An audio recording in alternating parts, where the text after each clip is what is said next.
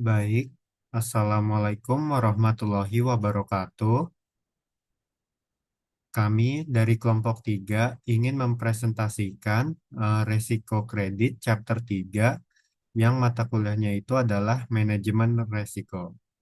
Sebelumnya, terima kasih kepada dosen pengampu kami, yaitu Bapak Associate Profesor Dr. Sparta SEAKMECA. Di sini saya tidak sendirian. Perkenalkan, nama saya Abian Areli Abdurrahman dengan NIM 202212111001 dan rekan saya. Perkenalkan, saya Sabika Putri Maharani dengan NIM 2022 12 11 022.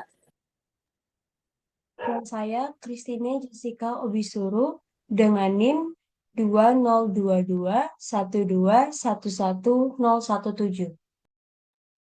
Baik, eh, karena kita sudah memperkenalkan diri, di sini kita akan memulai presentasi resiko kredit chapter 3. Boleh di next slide.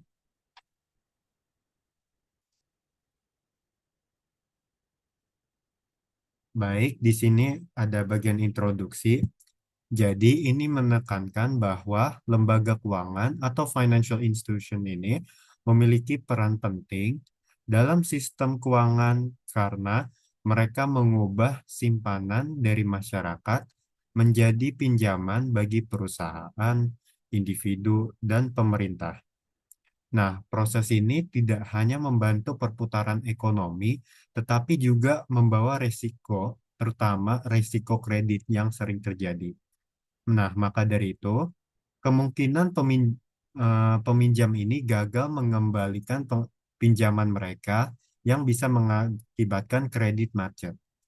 Nah, bagaimana sih untuk mengelola risiko kredit ini? Jadi, lembaga keuangan itu harus melakukan analisis kredit yang cermat sebelum memberikan pinjaman. Nah, analisis ini mencakup penentuan suku bunga, jangka waktu pinjaman, agunan, serta ketentuan lain dalam kontak kredit. Semakin tinggi resiko dari suatu pinjaman, maka semakin ketat persyaratan yang harus dipenuhi oleh peminjam.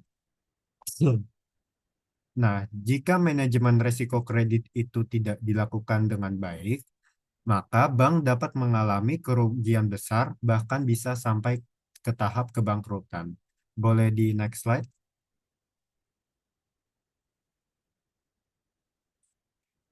Oke, di sini ada contoh kasus resiko kredit.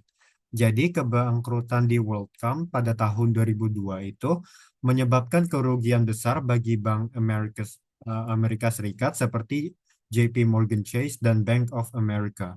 Lalu terjadi krisis keuangan di 2008. Akibatnya itu jatuhnya nilai aset berbasis kredit seperti hipotek dan kartu kredit, dan ini menyebabkan banyak bank perbankan itu bangkrut atau diselamatkan dengan pemerintah. Selain itu, resiko kredit itu juga dipicu oleh kejadian besar seperti badai Katrina dan Rita pada tahun 2005 yang menyebabkan 1,3 miliar US dollar pinjaman itu macet, serta krisis utang kepada negara Eropa awal 2010-an yang mengancam sistem keuangan global itu karena eksposur besar Bank Amerika Serikat ke negara-negara seperti Spanyol, Irlandia, Portugal, dan Italia.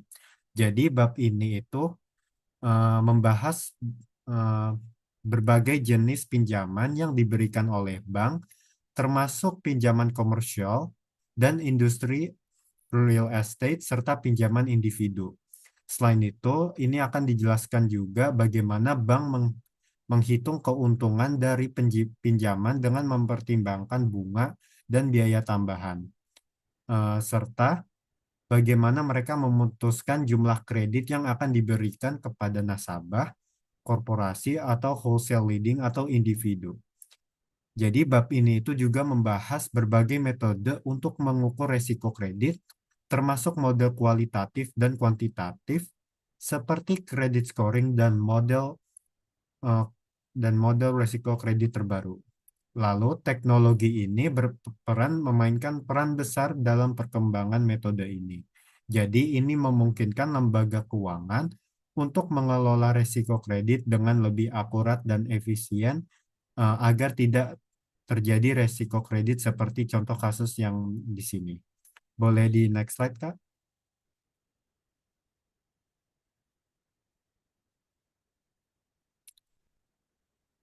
Nah, di sini ada credit quality problem. Jadi, masalah kualitas kredit yang buruk dapat menyebabkan kebangkrutan atau melemahkan modal lembaga keuangan sehingga menghambat pertumbuhan dan daya saingnya di pasar domestik maupun internasional. Nah, risiko kredit ini tidak hanya terbatas pada pinjaman dan investasi obligasi, tapi juga mencakup aktivitas seperti jaminan kredit dan transaksi di luar neraca. Nah, seiring dengan semakin luasnya cakupan layanan keuangan, eksposur itu terhadap risiko kredit tentunya meningkat dan menimbulkan perhatian bagi manajer dan regulator. Oleh karena itu, analisis risiko kredit ini menjadi krusial dalam berbagai perjanjian keuangan untuk menjaga stabilitas lembaga keuangan. Jadi selama 3 dekade terakhir ini, kualitas kredit lembaga keuangan ini menjadi perhatian utama. Kayak contoh pada tahun 1980-an itu, masalah muncul itu dari pinjaman ke negara berkembang serta hipotek perumahan dan pertanian. Lalu di awal tahun 1990-an, perhatian beralih ke pinjaman real estate komersial dan junk bonds, obligasi berperingkat spekulatif atau di bawah investasi yang diterbitkan oleh perusahaan dengan risiko tinggi. Nah, akhir dari 1990-an, risiko meningkat pinjaman otomotif berkualitas rendah, kartu kredit, serta standar kredit komersial yang memburuk. Lalu di awal tahun 2000-an, resesi menyebabkan lonjakan kredit bermasalah, terutama pada pinjaman komersial dan industri. Nah, ini dampaknya meluas ke bisnis seperti kebangkrutan reseller yang menyebabkan bank rugi miliaran dolar.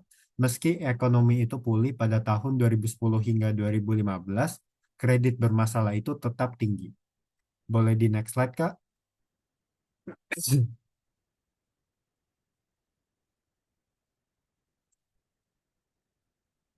Nah, lalu di sini ada type of loans atau jenis loans.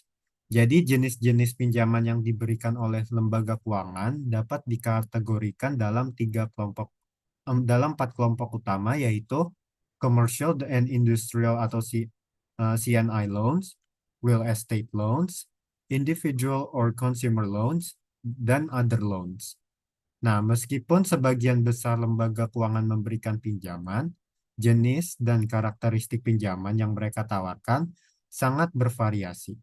Nah, bagian ini juga menganalisis jenis-jenis utama pinjaman yang diberikan oleh lembaga keuangan di Amerika Serikat, termasuk perbedaan dalam tujuan, jangka waktu, serta struktur pinjaman yang disediakan.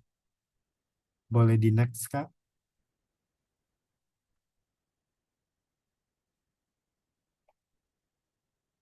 Oke, di sini ada type of loans, commercial and industrial loans.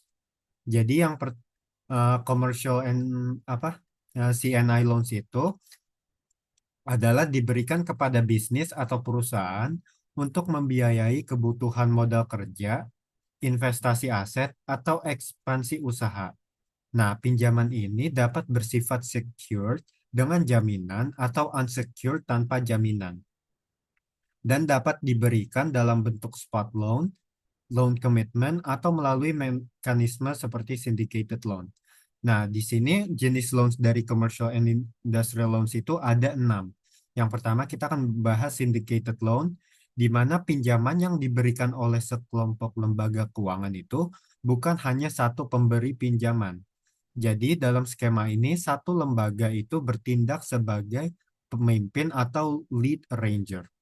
Dan ini menetapkan syarat pinjaman, lalu membagi resiko dengan lembaga lain. Biasanya itu digunakan untuk pembiayaan dalam jumlah yang besar bagi perusahaan besar atau proyeksi yang besar. Lalu yang kedua ada secured loan, di mana pinjaman yang didukung oleh aset tertentu atau kolateral. Jika peminjam itu gagal membayar, maka pemberi pinjaman itu memiliki hak pertama atas aset yang dijaminkan. Contohnya, aset yang bisa dijadikan jaminan itu adalah seperti properti, mesin, atau kendaraan. Karena memiliki jaminan, risiko bagi pemberi pinjaman ini lebih rendah dibanding pinjaman tanpa jaminan. Lalu yang ketiga itu adalah unsecured loan, di mana pinjaman yang tidak memiliki jaminan khusus hanya didasarkan pada reputasi dan kapasitas pembayaran peminjam. Jadi, jika terjadi gagal bayar atau kredit macet, pemberi pinjaman ini hanya memiliki klaim umum terhadap aset peminjam. Karena lebih beresiko, suku bunga pinjaman ini biasanya lebih tinggi dibandingkan dengan secured loan. Lalu yang keempat itu ada spot loan, di mana pinjaman ini seluruh jumlah yang disetujui itu langsung ditarik oleh peminjam pada saat perjanjian dibuat. Ini berbeda dengan fasilitas kredit yang memungkinkan peminjam itu menarik dana secara bertahap. Lalu yang kelima itu ada loan commitment, di mana pemberian kredit dengan batas maksimum tertentu dan dalam periode tertentu. Jadi peminjam itu dapat menarik dana sesuai kebutuhan dalam periode tersebut. Contohnya ada line of credit, di mana peminjam memiliki fleksibilitas dalam mengakses dana. Lalu yang terakhir adalah commercial paper, jadi instrumen utang jangka pendek yang diterbitkan oleh perusahaan besar tanpa jaminan atau unsecured. Jadi ini biasanya digunakan untuk membiayai kebutuhan modal kerja dan ditawarkan kepada investor institusional seperti dana pasar uang. Nah, karena tanpa jaminan, hanya perusahaan dengan peringkat kredit tinggi yang dapat menerbitkannya dengan biaya pinjaman yang rendah. Boleh di next slide. Sekarang di sini ada real estate loans. Jadi biasanya pinjaman yang digunakan untuk pembelian, pembangunan, atau refinancing property, baik untuk keperluan komersial maupun residential. Nah, pinjaman ini seringkali menggunakan properti sebagai jaminan sehingga masuk dalam kategori secured loans. Lalu ini berhubungan juga dengan adjustable rate mortgage atau ARM yang berkaitan langsung dengan real estate loans karena merupakan salah satu jenis pinjaman yang digunakan untuk pembelian properti baik perumahan maupun komersial. Nah, adjusted rate mortgage itu apa sih? Jadi itu adalah jenis hipotek dengan suku bunga yang dapat berubah sesuai dengan pergerakan indeks pasar yang menjadi acuannya. Artinya suku bunga yang dibayarkan oleh peminjam tidak tetap itu, melainkan dapat naik atau turun tergantung pada kondisi pasar keuangan. Jadi biasanya ARM itu memiliki periode awal dengan suku bunga tetap, setelah itu suku bunganya itu akan disesuaikan secara berkala, misalnya setiap tahun. Nah, hal ini dapat memberikan manfaat jika suku bunga pasar menurun, tetapi juga beresiko jika suku bunga meningkat, karena cicilan pinjaman itu bisa menjadi lebih mahal. Boleh di next slide. Nah, di sini ada individual atau consumer loans. Ini merupakan jenis pinjaman yang diberikan kepada individu untuk berbagai keperluan pribadi seperti pembelian kendaraan, barang konsumsi, atau kebutuhan sehari-hari. Nah, beberapa bentuk utama dari consumer loans itu meliputi yang pertama personal loans adalah pinjaman tunai yang diberikan kepada individu untuk kebutuhan pribadi. Lalu yang kedua auto loans, di mana pinjaman khusus untuk pembelian kendaraan biasanya dengan skema cicilan tetap. Lalu yang ketiga credit cards, fasilitas kredit yang memungkinkan pemegang kartu melakukan pembelian dengan sistem pembayaran tertunda. Bank dan lembaga keuangan lainnya menerbitkan kartu kredit seperti Visa dan Mastercard, serta kartu kredit eksklusif dari perusahaan seperti Sears dan AT&T. Nah, salah satu fitur utama dalam consumer loans itu adalah revolving loan, yaitu jalur kredit di mana peminjam dapat menarik dana dan melunasi utang berkali-kali selama jangka waktu kontrak tersebut, seperti yang terjadi pada kartu kredit. Lalu, nah ini untuk mengurangi resiko gagal bayar, lembaga keuangan itu biasanya melakukan verifikasi kredit sebelum menyetujui transaksi kartu kredit atau pinjaman lainnya. Jadi consumer loans itu menjadi bagian penting dalam industri keuangan karena berkontribusi pada konsumsi masyarakat dan pertumbuhan ekonomi. Boleh di next slide?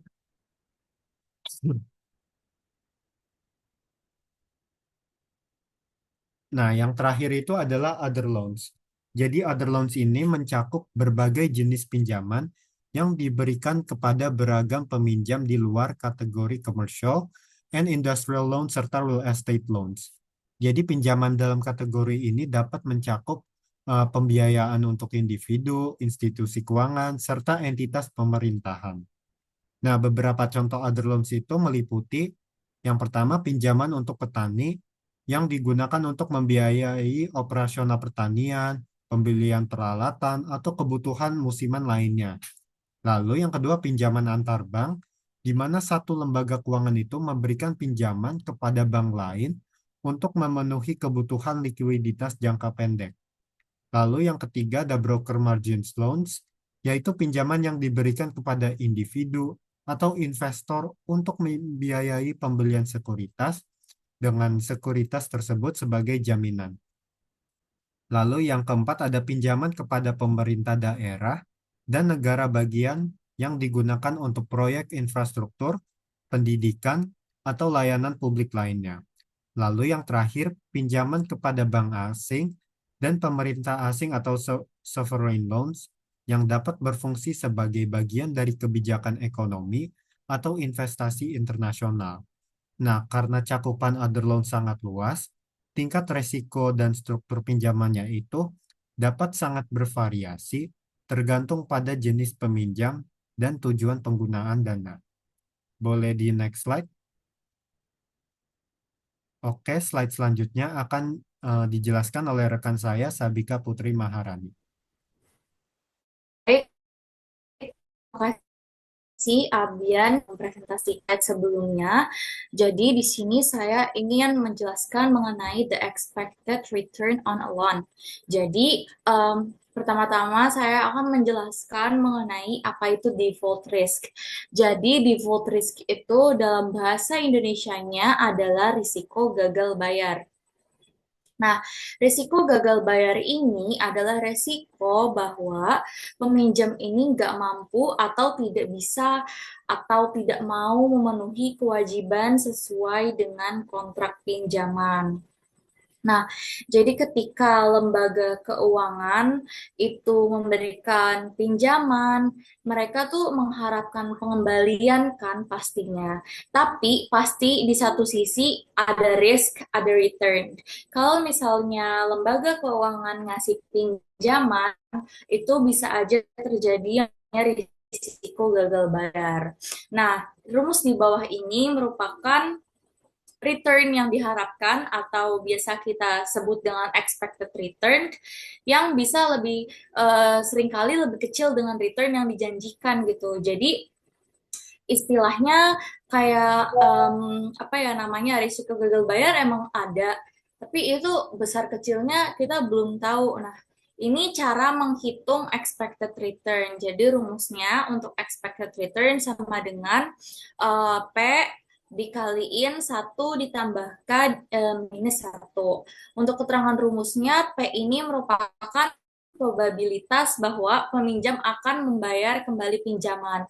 Jadi misalnya peluangnya sebesar 20% ataupun 40% seperti itu. Itu namanya probabilitas. Jadi change-nya peluangnya itu berapa gitu. Terus untuk K itu adalah suku bunga pinjaman. Jadi uh, pasti dalam meminjamkan kredit itu pasti ada suku bunganya dong. Kayak misalnya 5% dalam setahun itu kecil banget bunganya ataupun 12% dalam setahun gitu. Jadi probabilitas dikaliin sama 1 ditambah sama suku bunga dikurangin sama 1.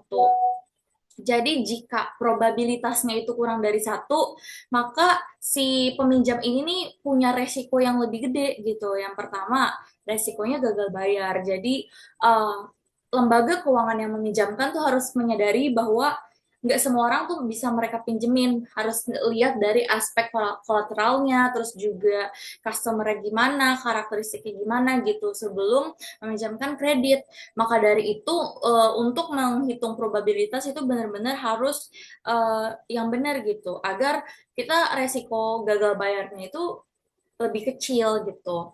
Terus juga lembaga keuangan ini harus menetapkan risk premium, bahwa untuk menambahkan premi resiko pada suku bunga untuk mengompensasikan kemungkinan gagal bayar. Jadi untuk mengantisipasi dari default risk itu, mereka tuh naikin suku bunganya gitu. Jadi semisal-misal si Abian nih nggak bisa bayar gitu. Nah, makanya lembaga keuangan ngasih bunga cashing lebih besar, padahal bunga yang ngasih gitu, tapi untuk mengantisipasi risiko yang tidak Abian bayarkan gitu. Terus juga yang ketiga, jika P atau probabilitas kurang dari 1, maka biaya dan bunga yang terlalu tinggi itu bisa menurunkan P, dan itu juga bisa menurunkan kemungkinan pembayaran kembali. Jadi jika lembaga keuangan naikin suku bunga nih, terus ngasih biaya tinggi, maka probabilitasnya itu otomatis langsung berkurang gitu. Maka dari itu lembaga keuangan yang meminjamkan atau P2P atau kita minjemin ke orang gitu, itu tuh harus bisa nyeimbangin antara return yang kita inginkan itu berapa, terus juga kita harus ngitung risiko gagal bayarnya berapa untuk mengoptimalisasikan profitabilitas gitu. Next slide. Oke, jadi di sini saya akan membahas mengenai retail versus wholesale credit decision.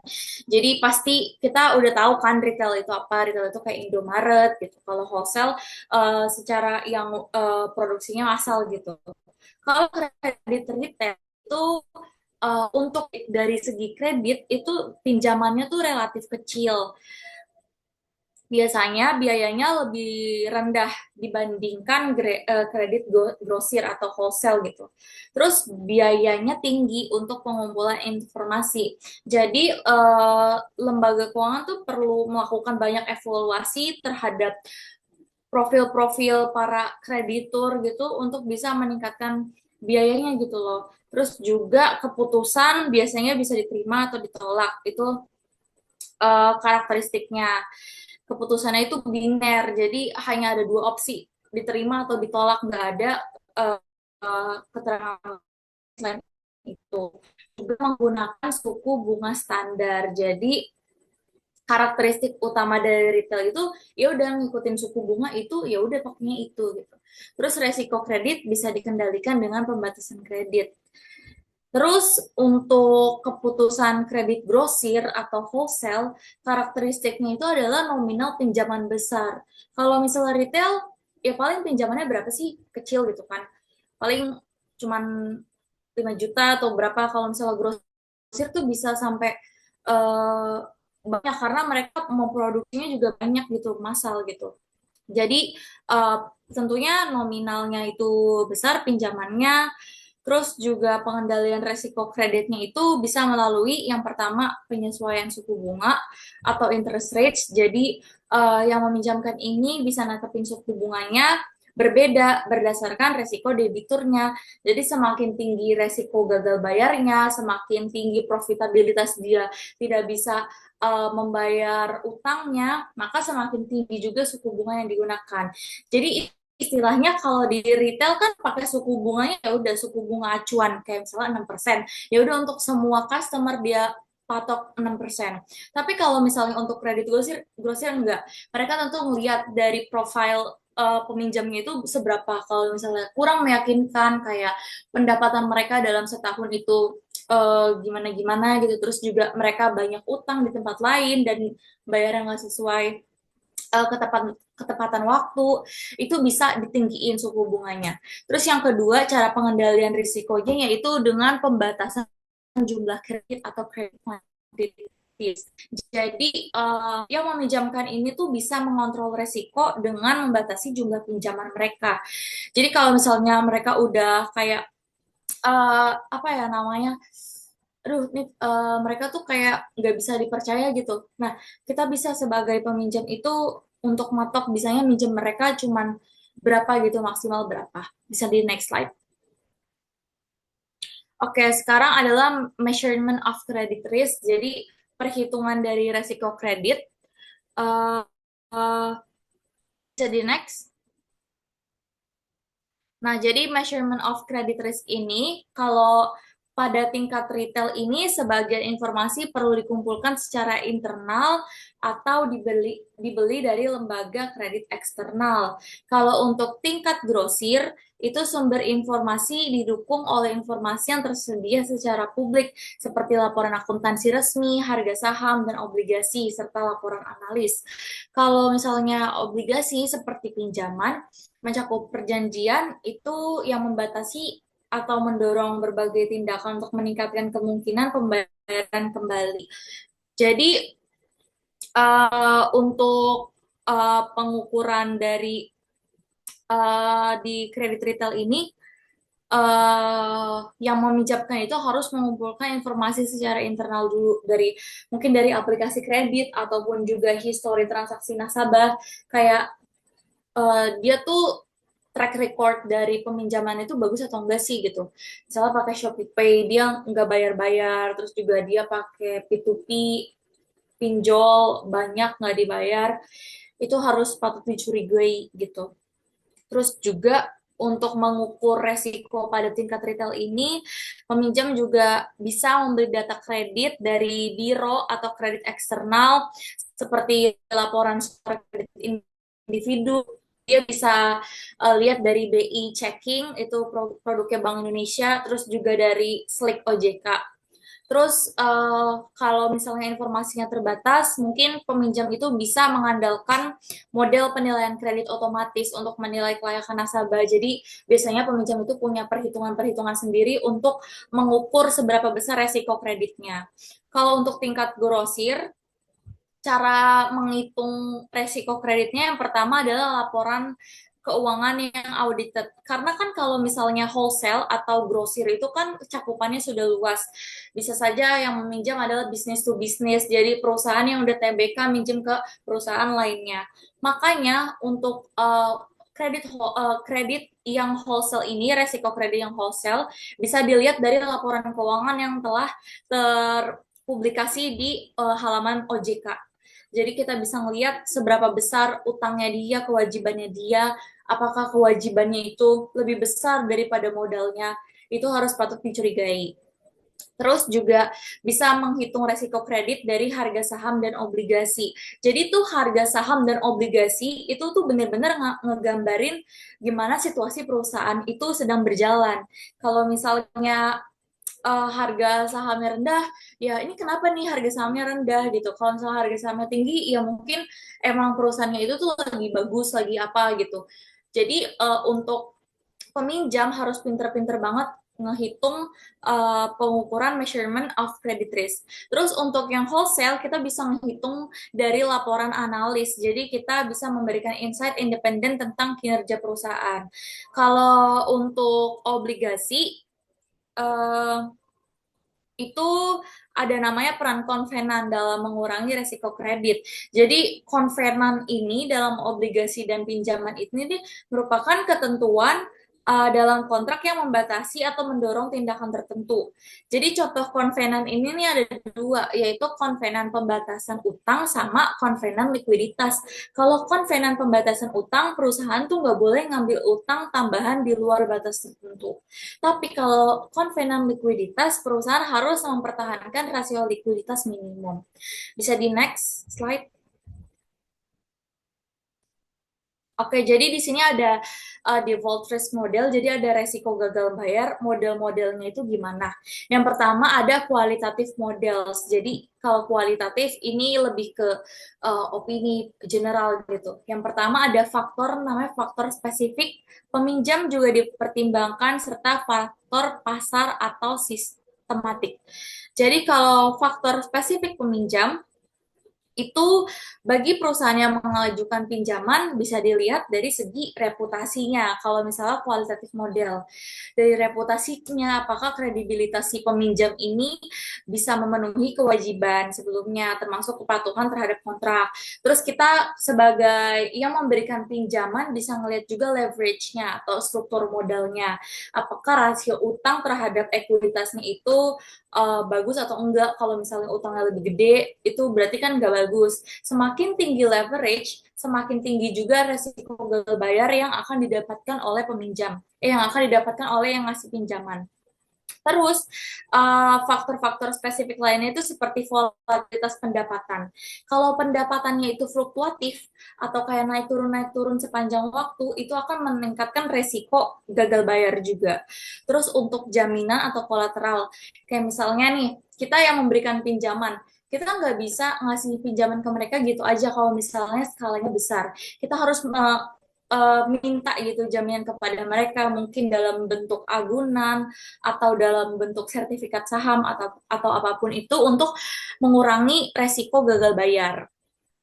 Terus ada juga yang namanya konvenan. Jadi konvenan ini syarat dalam kontrak pinjaman untuk mencegah peminjam mengambil risiko berlebih. Jadi kita tuh ngebatasin gitu kalau di konvenan. Terus yang kedua itu ada yang namanya faktor pasar atau sistematik. Jadi kalau faktor pasar itu tuh lebih dipengaruhi oleh kebijakan moneter. Kalau yang tadi kan kita lebih ke customer-nya itu gimana kan, lebih ke kualitatif.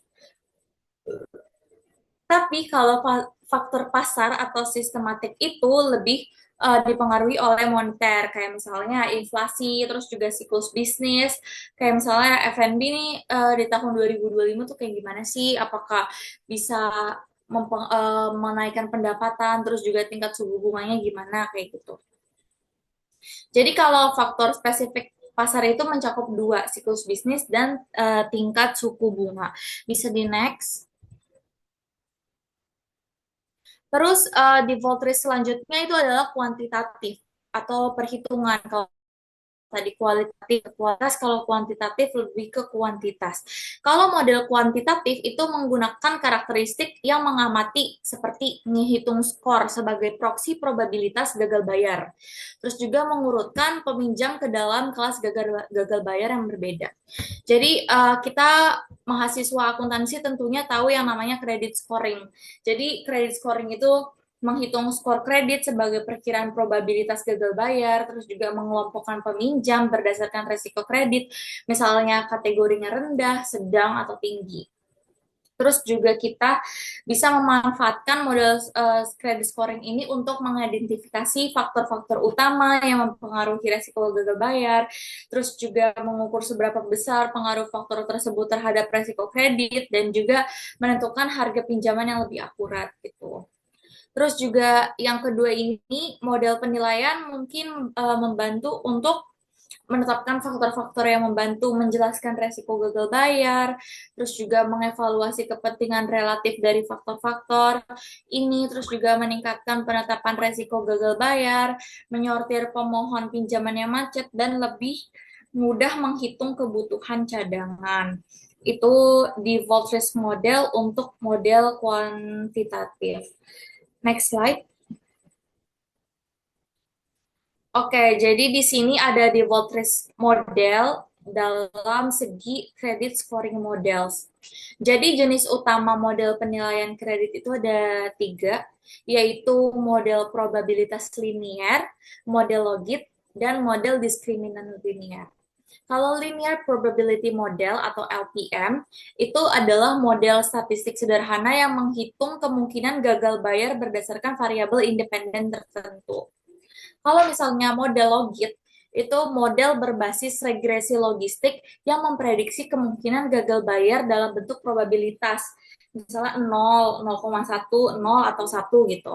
Terus kalau ketiga, model diskriminan linear ini lebih ke model yang membedakan antara peminjam dan kemungkinan besar akan gagal bayar atau tidak gitu berdasarkan kombinasi variabel keuangan.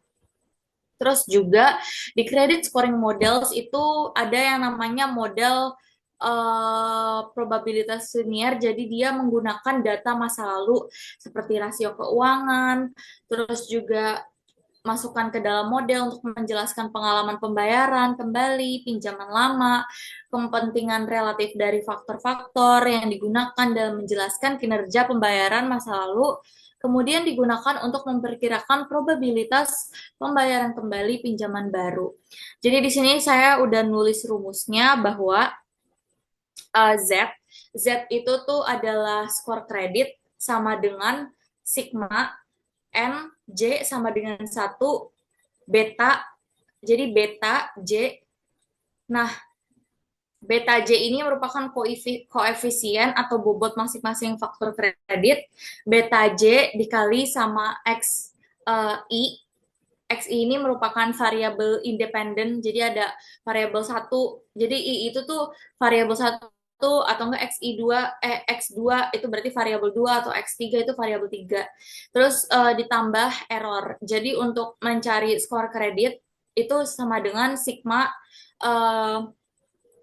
penjumlahan dari beta J dikali sama variabel I terus juga ditambahin sama error. Error itu maksudnya adalah kesalahan atau variabilitas yang tidak bisa dijelaskan oleh model. Jadi model ini atau rumus ini yang di bawah itu digunakan untuk menghitung skor untuk menentukan apakah seorang peminjam itu masuk dalam kategori layak atau enggak. Bisa di next. Oke, kemudian di sini ada credit scoring models dalam segi model logit. Jadi model logit ini tuh model kuantitatif yang digunakan dalam scoring kredit untuk memperkirakan probabilitas gagal bayar peminjam. Jadi contoh dari logit model itu dalam rentang 0 sampai 1. Jadi pakai fungsi logistik kalau misalnya logit model. Terus juga logit model ini bisa mengatasi masalah skedasisitas yang sering muncul dalam model linear probabilitas. Terus juga logit model ini lebih akurat dalam mengklasifikasikan peminjam ke dalam kategori resiko tinggi atau rendah. Jadi istilahnya model logit ini lebih bisa digunakan gitu karena lebih approve gitu, bisa di-approve gitu. Terus juga yang kedua ini adalah alternatif model non-linear. Jadi selain logit model kita bisa pakai model ini yaitu ada probit model mirip dengan logit tapi menggunakan distribusi normal kumulatif untuk menghitung probabilitas gagal bayar. Terus juga ini bisa menggunakan model dengan fungsi indikator non-linear. Jadi menggunakan metode lain untuk membatasi probabilitas dalam rentang 0 sampai 1. Di sini saya cantumkan Altman's Z-score. Jadi Altman Z-score ini merupakan model statistik yang digunakan untuk memprediksi kemungkinan kebangkrutan ke perusahaan. Jadi kalau perusahaan mau ngitung resiko kebangkrutannya berapa bisa dihitung dari rumus ini, yaitu Z. Z itu adalah skor kreditnya atau Z itu skor kredit untuk individu atau peminjam sama dengan 1,2x 1 ditambah 1,4x ditambah 3,3x. X itu variabelnya ditambah 0,6x terus juga ditambah 1,0x. Jadi critical value-nya itu dari Z itu adalah 1,81 dan Z itu 2,99. Kalau rentang zonanya si Z itu kurang dari 1,81 itu tandanya zona bahaya. Jadi perusahaan itu beresiko tinggi mengalami kebangkrutan. Jadi dari apa yang udah dihitung, kalau hasilnya segitu berarti bahaya kalau kurang dari 1,81. Kalau misalnya hasil critical value-nya itu di antara 1,81 sampai 2,99 itu berarti zona abu-abu. Jadi perusahaan bisa dalam kondisi yang buruk atau posisi yang nggak pasti, bisa juga perusahaan ya bisa bangkit gitu. Jadi istilahnya ini adalah posisi abu-abu di antara 1,81 sampai 2,99. Tapi kalau misalnya hasil dari critical value-nya itu di atas 2,99, itu tandanya zona aman atau safe zone. Jadi bisa dikatakan perusahaan keuangannya sehat gitu. Nah, jadi ini merupakan di bawah keterangan-keterangan dari rumusnya kalau misalnya kalian bingung. Jadi X1, X2, X3, X4, X5 itu apa sih? X1 itu working capital atau working capital dibagi total aset. Terus kalau X2 ini retained earning dibagi sama total aset. Jadi untuk menunjukkan akumulasi profitabilitas.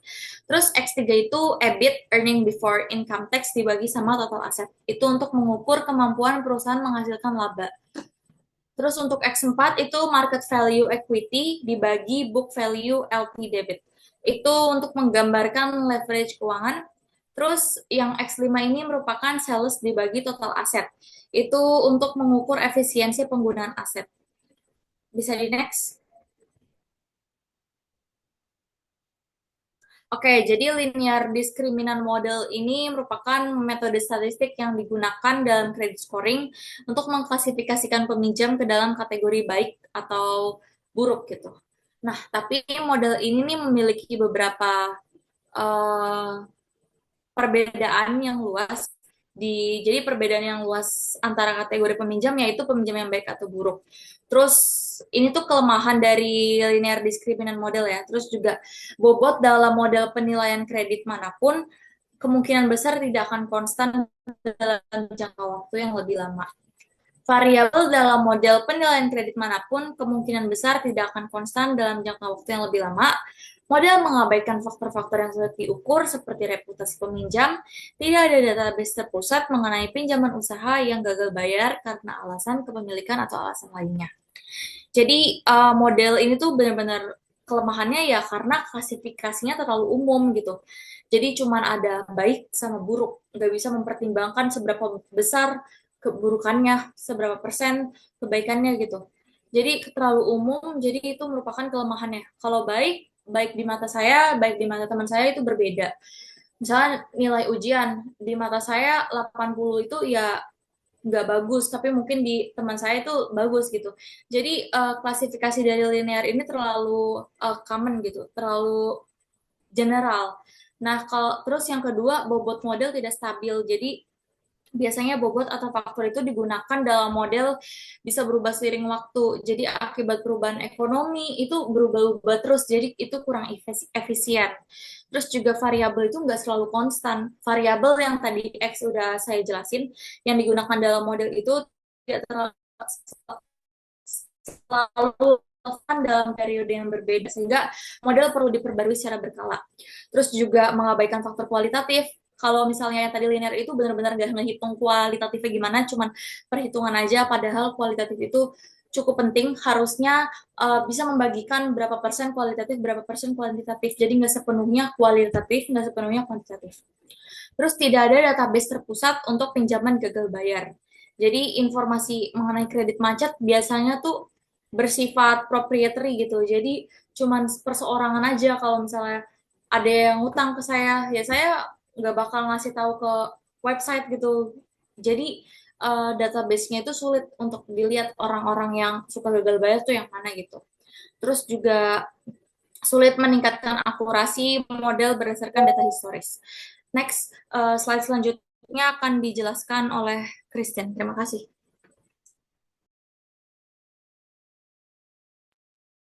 Oke, terima kasih Sabika dan Nabian atas penjelasannya. Kita lanjut di sini, kita akan masuk dalam sebuah contoh. Di sini ada contoh, ada example 10/5 tentang calculating the probability of default on a multi-period bond. Jadi di sini ada suppose the FI manager wants to find out the probability of default on a 2 years loan. For the 1 year loan, untuk tahun pertamanya itu 1 minus P1 itu adalah 0,05. Di mana dalam hal ini menjelaskan bahwa probabilitas gagal bayar atau default pada obligasi yang dimiliki periode lebih dari 1 tahun. Bisa dilihat di sini later in this chapter we discuss ways in shape P2 can be estimated by the FI manager, but for the moment suppose that one P2 sama dengan 0,07. Jadi, untuk marginal probability of default-nya pada tahun pertama adalah 0,05 atau 5%. Dan untuk tahun kedua, marginal probability-nya itu adalah 0,07 atau 7%. Di sini untuk the probability of the borrower surviving. Maksudnya probabilitas debitur bertahan tanpa adanya gagal bayar dalam 2 tahun yang dihitung dengan menggalikan probabilitas tidak ada gagal bayar per tahun. Bisa dilihat di sini bahwa uh, untuk periode 2 P1 kali P2 sama dengan 0,95 dikali 0,93 dan hasilnya adalah 0,8835. Untuk CP-nya itu adalah 1 minus 0,95 dikali 0,93 dan mendapatkan hasil 0,1165. Jadi untuk artinya terdapat kemungkinan adanya gagal bayar sebesar 11,65% selama periode 2 tahun tersebut. Lanjut, di sini ada derivasi tingkat kematian dari risiko kredit. Oke, jadi di sini mirip dengan proses yang digunakan oleh perusahaan asuransi menentukan harga polis. Probabilitas gagal bayar diperkirakan dari data masa lalu tentang gagal bayar. Ini adalah rumus dari MMR atau marginal mortality rates.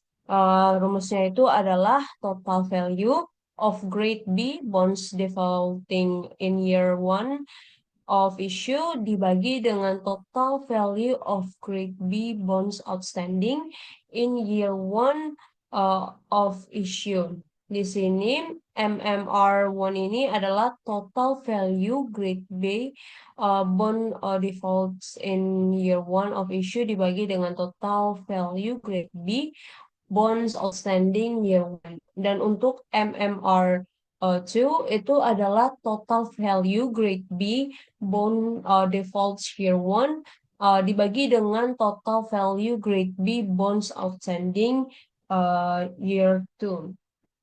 Jadi intinya untuk perbedaan antara marginal mortality rates untuk uh, yang 1 dan 2 ini, kalau yang 1 untuk menghitung pada tahun yang pertama dan yang 2 itu menghitung pada tahun ketiga. Jadi marginal mortality rates ini mencerminkan persentase dari nilai obligasi yang mengalami gagal bayar dibandingkan dengan total obligasi yang beredar pada tahun-tahun tertentu. Pendekatan ini mirip dengan cara perusahaan asuransi untuk menghitung mortalitas atau kemungkinan meninggal untuk polis asuransi. Dan juga dalam konteks kredit, mortalitas diartikan sebagai kemungkinan gagal bayar yang didasarkan pada historis.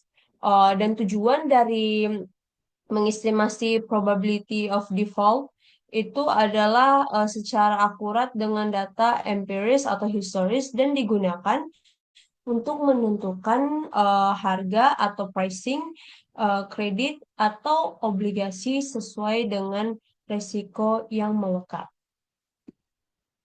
Selanjutnya kita masih di newer models of credit risk measurement and pricing. Di sini ada RAROC models atau kepanjangannya itu adalah risk adjustment return on capital.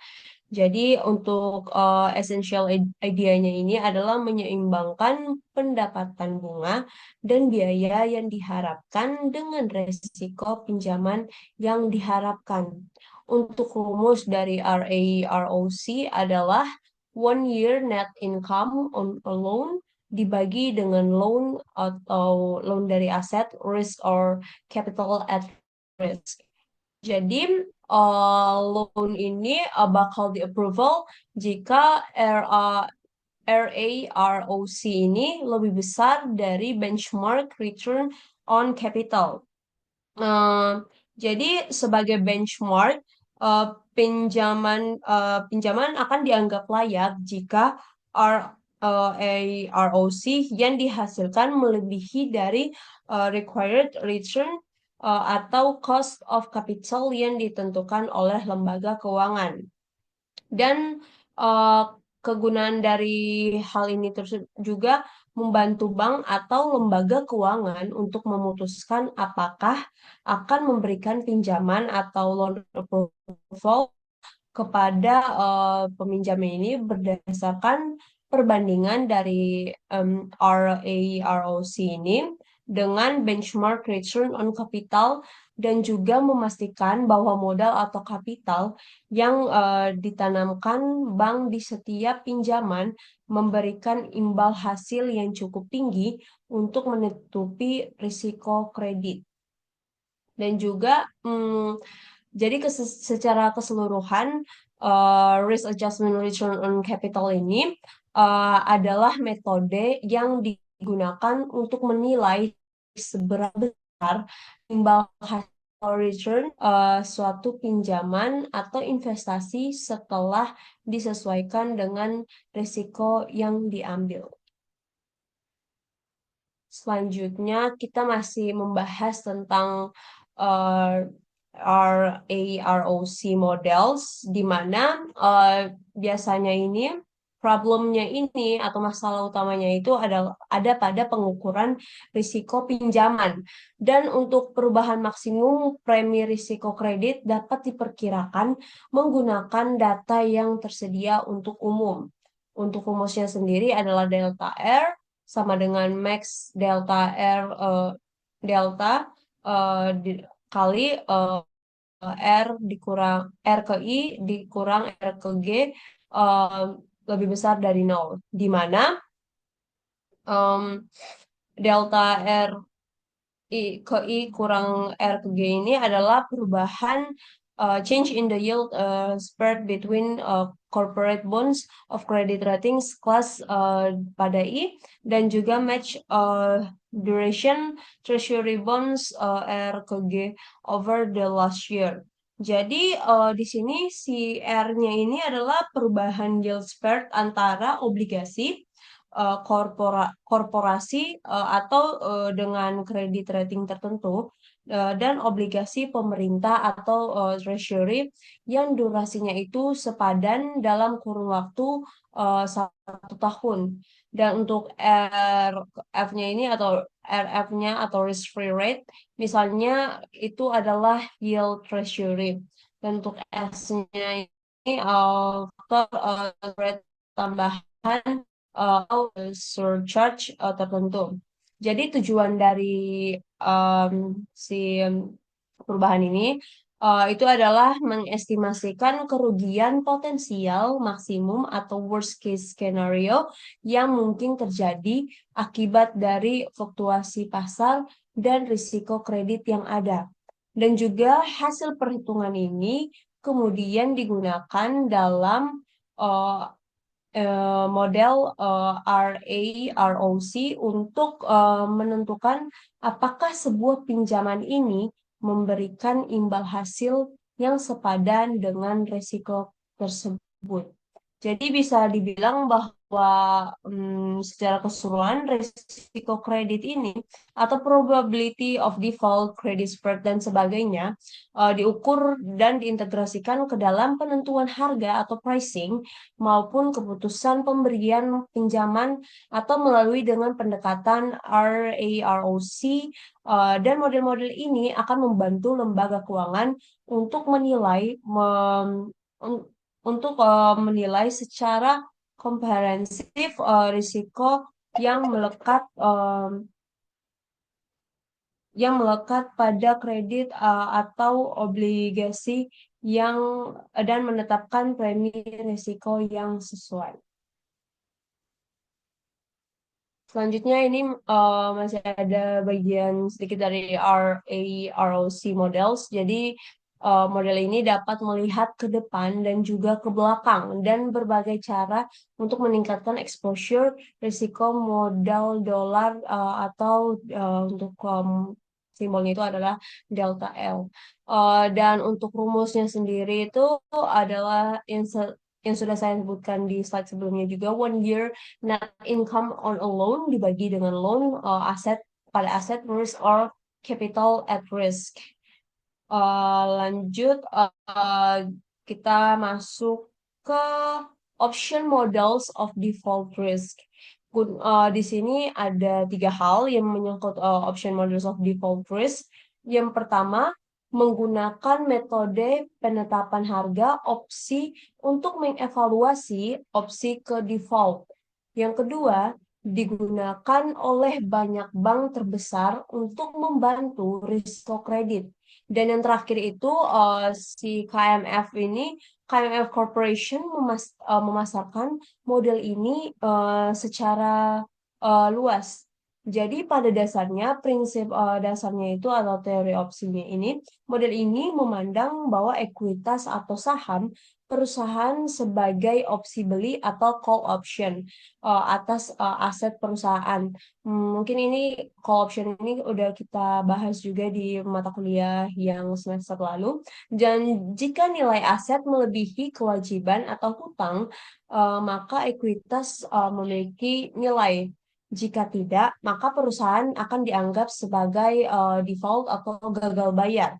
Dan untuk penerapan di bank besar, banyak bank besar yang menggunakan model berbasis teori opsi seperti Merson Model untuk memantau dan mengukur risiko kredit karena beberapa hal seperti memberikan kerangka analitis yang kuat untuk memodelkan default, lalu ada menggunakan data pasar atau harga saham dan volatilitas untuk memperkirakan risiko gagal bayar.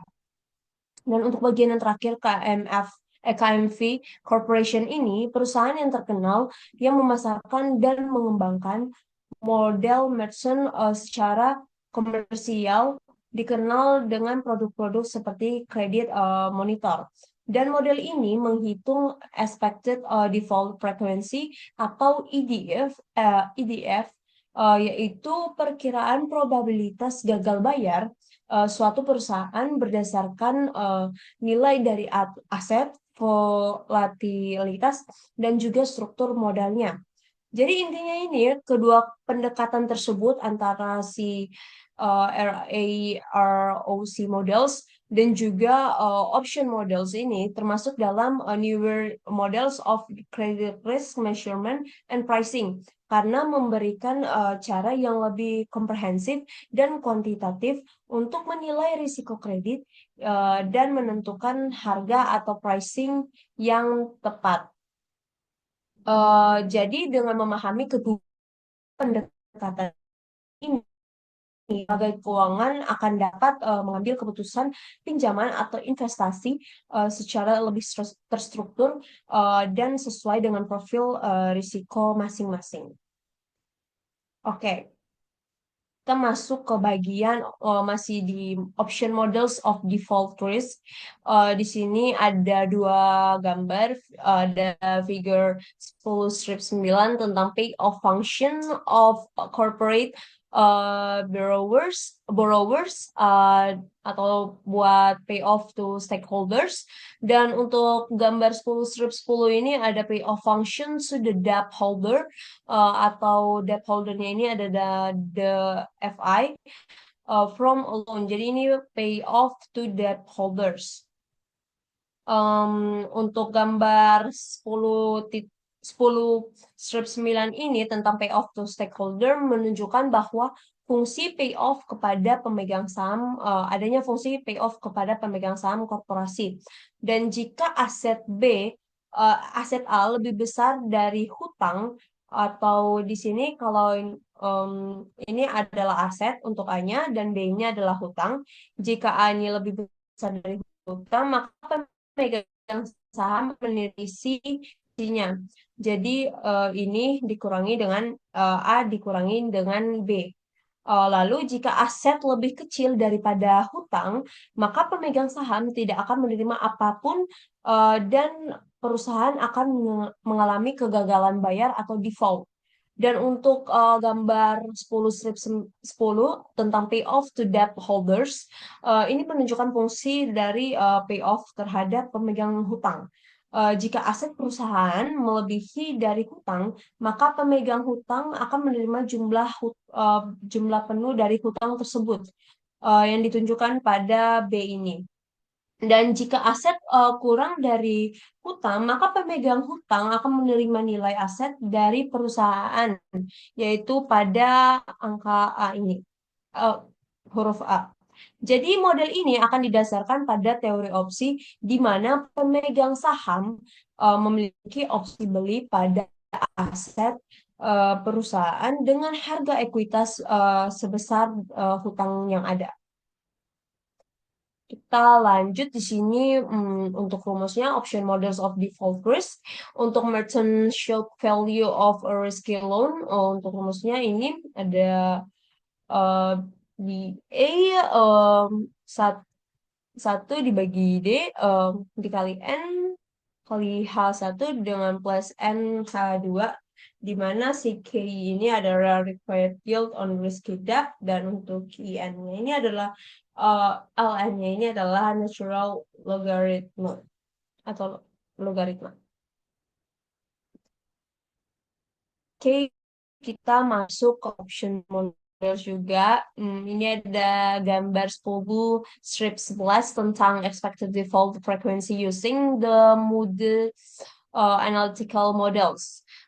Di mana ini menunjukkan tentang aset market value, ada contractual amounts of current obligations, frequency distribution of asset values at time one, distance from default, and probability of default atau EDF. Di yang ini menunjukkan bahwa distribusi frekuensi gagal bayar yang diperkirakan menggunakan model Moody Analytical ini, Analytics. Jadi distribusi nilai aset ini, nilai aset pada waktu mendatang diproyeksikan dengan distribusi yang normal, dan penyebarannya menunjukkan volatilitas nilai aset. Untuk default point-nya ini, default akan terjadi jika nilai aset turun di bawah nilai kewajiban kontraktual atau bagian B ini, untuk contractual amount of current ini. Dan juga untuk expected default frequency atau EDF, probabilitas default dihitung berdasarkan jarak antara distribusi aset dan default point. Jadi semakin besar jarak dari default point ini, maka semakin kecil probabilitas gagal bayarnya ini. Jadi model ini menggunakan pendekatan berbasis untuk mengukur risiko gagal bayar dengan memperhitungkan volatilitas aset dan struktur kewajiban perusahaan. Oke, kita masuk ke summary. Jadi di bab ini memperkenalkan pertimbangan utama yang terlibat dalam proses penilaian kredit. Dan kami juga memeriksa berbagai jenis pinjaman yang dikeluarkan oleh FLS dan karakteristik pinjaman komersial dan juga industri. Dan juga kami membahas tentang masalah-masalah dalam harga pinjaman dan pengembalian yang diharapkan dari peminjam atau pinjaman. Dan kami juga mempelajari berbagai model untuk menilai risiko gagal bayar yang meliputi model kualitatif dan juga kuantitatif. Sekian dari kelompok kami. Mohon maaf bila ada salah kata. Wassalamualaikum warahmatullahi wabarakatuh.